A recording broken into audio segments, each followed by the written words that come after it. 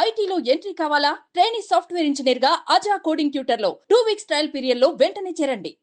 నమస్తే, welcome to Suman TV. కాకినాడలో భార్యాభర్తల మధ్య గొడవ, భర్త భార్యను కొట్టేంత వరకు కూడా వచ్చింది. రాడ్తో బలంగా కొట్టడంతో ఆమె తీవ్ర గాయాల పాలైంది. అయితే చుట్టుపక్కల వారు పోలీసు వారికి సమాచారం అందించడంతో తక్షణం పోలీసు వారు ఆవిడని హాస్పిటల్కి తీసుకురావడం జరిగింది. ప్రస్తుతం ఆవిడ పరిస్థితి అయితే నిలకడగానే ఉందని చెబుతున్నారు. మనతో పాటు గాయపడిన మహిళ ఎవరైతే ఉన్నారో తన కూతురు ఉంది. అసలు ఏం జరిగింది అనేది తెలుసుకునే ప్రయత్నం చేద్దాం. నీ పేరేంటి, ఎక్కడి నుంచి వచ్చారు మీరు?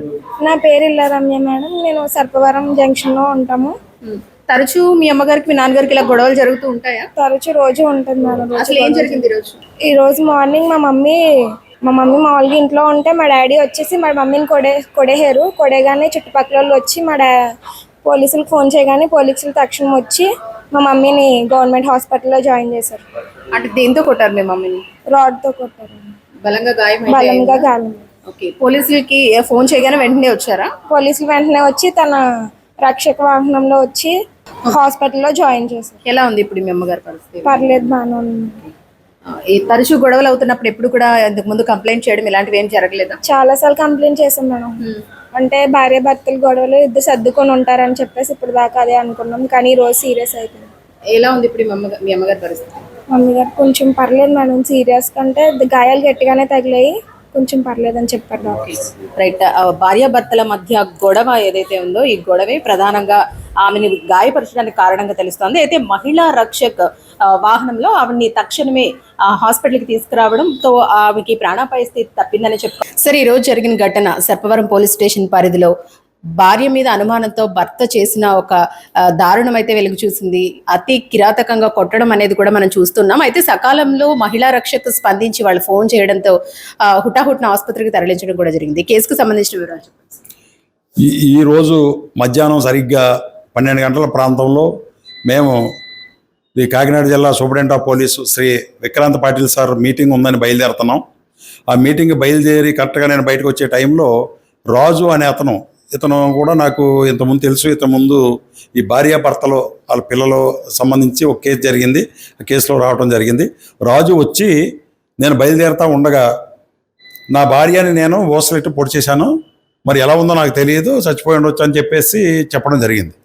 ఇమీడియట్గా నేను బయటకు వచ్చి ఉన్నటువంటి సిబ్బందిని మా యొక్క దుర్గాప్రసాద్ ఏడుకొండలో పీసీ దుర్గాప్రసాద్ ఇద్దరిని కూడా ఇమీడియట్గా తీసి వీళ్ళిద్దరికీ కూడా డ్రైవింగ్ వచ్చు.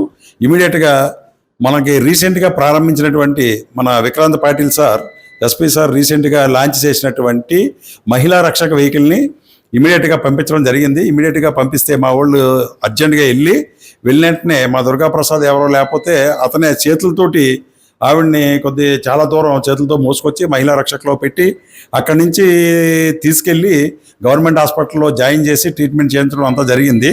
ఇదంతా కూడా ఇమీడియట్గా ఈ మెసేజ్ రావడం, ఇమీడియట్గా మేము స్పందించడం, ఇది కొద్ది నిమిషాల్లోనే మనం వెళ్ళటం, అక్కడి నుంచి ఆవిడని పికప్ చేయటం, గవర్నమెంట్ హాస్పిటల్లో జాయిన్ చేయటం ఎంతో జరిగింది. ఈ విధంగా జాయిన్ చేయటం ఎంత అన్నది ఈ మహిళా రక్షకుల్ని మన స్టేట్ గవర్నమెంట్ ప్రతిష్టాత్మకంగా తీసుకుని పెట్టడం, దాన్ని మా ఎస్పీ శ్రీ విక్రాంత్ పాటిల్ సార్ ఆచరించటం, దాంతో ఈ మహిళా రక్షక వల్ల మంచి సత్ఫలితాలు వస్తున్నాయి. అదేవిధంగా ప్రతిరోజు కూడా ఈ మహిళా రక్షకులు ఈ యొక్క స్కూల్స్కి కాలేజెస్కి వెళ్ళి ప్రతి కాలేజీ స్కూల్స్లో ఈ యొక్క మహిళల రక్షణ గురించి కానీ, ర్యాగింగ్ గురించి కానీ, తర్వాత ఈ యొక్క దొంగతనాల గురించి కానీ, రోడ్డు ప్రమాదాల గురించి కానీ రకరకాల అయినటువంటి అన్నిటి మీద వాళ్ళకి ఎడ్యుకేషన్ చేయడం జరుగుతుంది. వీటి వల్ల ఎంతో ఉపయోగం ఉంది. అదేవిధంగా ఈవినింగ్ టైంలో ఈ యొక్క ఆకతాయిలు ఆటలు కట్టించడానికి ఎక్కడైతే స్కూల్స్, కాలేజీలు, పార్కులు, మంచి మంచి సెంటర్లు ఏవైతే ఉన్నాయో అక్కడ వీళ్ళని పంపించి నిఘా పెట్టించడం, 2-3 సెంటర్లో రోజు ఈవినింగ్ 5 గంటల తర్వాత వీళ్ళ చేయటం వల్ల కూడా మహిళల మీద నేరాలు జరగడానికి అవకాశం లేకుండా ఈ యొక్క మహిళా రక్షకుల్ని ఏర్పాటు చేయటం సత్ఫలితాలను ఇస్తుంది.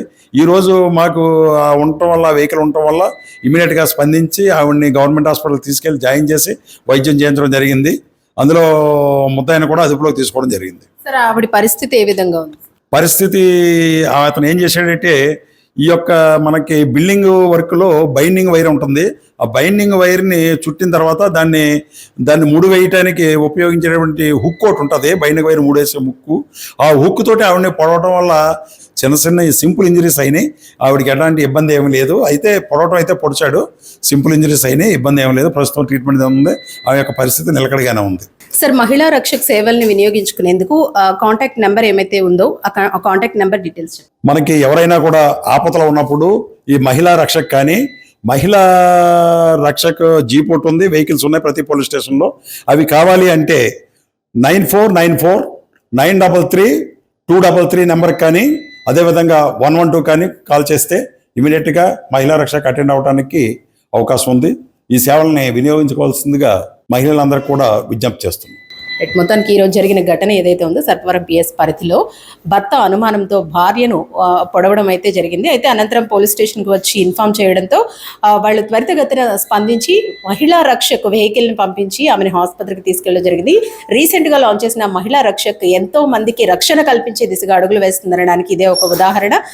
ముఖ్యంగా కాలేజెస్ అలాగే రద్దీగా ఉండే ప్రాంతాల్లో మహిళలకు రక్షణ కల్పించేందుకు ఈ మహిళా రక్షక్ను ప్రవేశపెట్టారు. ఇది ఎంతగానో ఉపయోగపడుతుందంటూ కూడా చెప్తున్న పరిస్థితి. కెమెరా పర్సన్ చిన్నతో అనుశ్రీ, సుమన్ టీవీ, కాకినాడ. సుమన్ టీవీలో మీ పర్సనల్ అండ్ బిజినెస్ ప్రమోషన్స్ కోసం కింది నెంబర్కి కాంటాక్ట్ చేయండి.